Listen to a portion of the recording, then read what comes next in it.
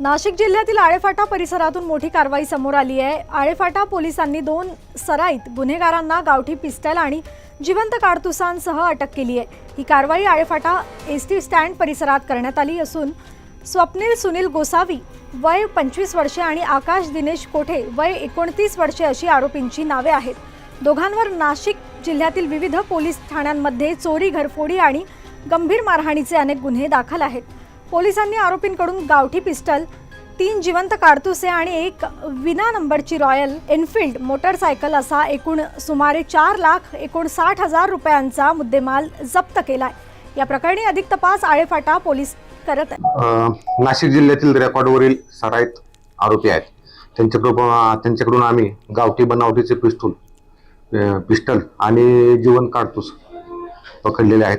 आरोपींना ताब्यात घेतलेला आहे। दिनांक 7/4/2026 ला आम्हाला अशी खबर भेटली होती की आळेफाटा एसटी स्टँड परिसरात 2 इसम आहेत जे रेकॉर्डवरचे आरोपी आहेत आणि त्यांच्याकडे एक रॉयल एनफील्ड नावाची एक बाईक आहे आणि त्या बाईकवरती येणार आहेत आणि त्यांच्याकडे गावठी बनावटीचं पिस्टल आहे आणि काय राऊंड सुद्धा आहेत अशी माहिती भेटली होती।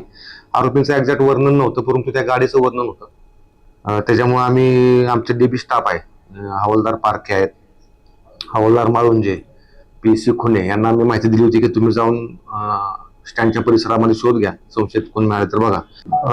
नाशिक जिल्ह्यातील